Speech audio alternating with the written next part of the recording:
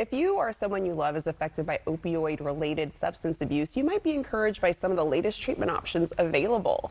Joining us today is Department of Healthcare Services Marlise Perez, who serves as Division Chief of their Community Services Division, and she's here to discuss how medication-assisted treatment is useful along with other resources available. Welcome, Marlise.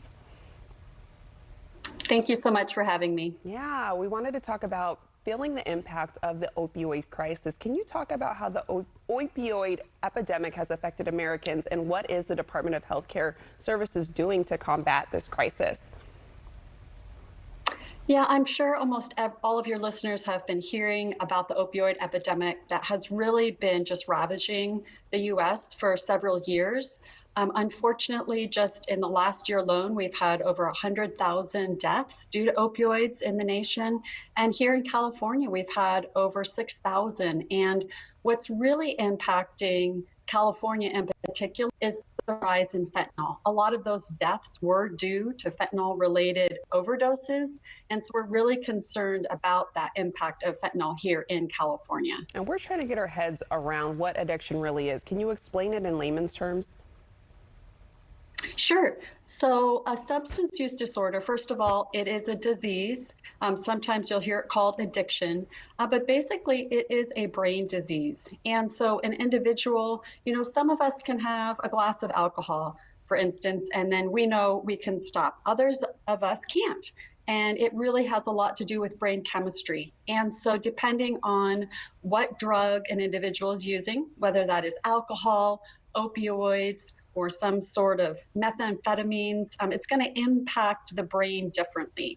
And what it does over time is what's known as addiction or substance use disorder, is where an individual literally cannot stop using that substance unless they have treatment. And can you tell us about medically assisted treatment and how it is used as part of the overall treatment of opioid addiction?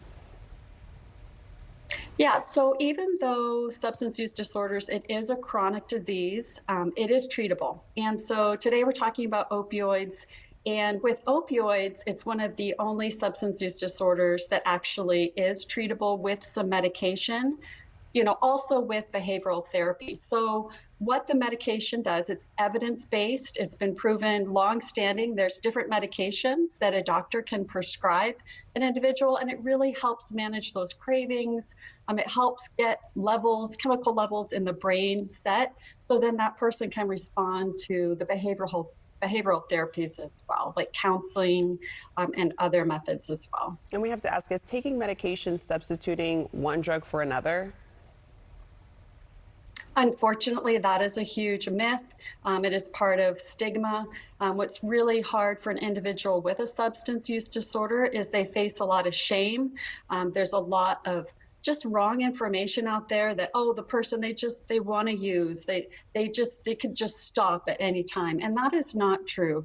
And so, as I mentioned, having that medication-assisted treatment, it isn't going to encourage the person to use more.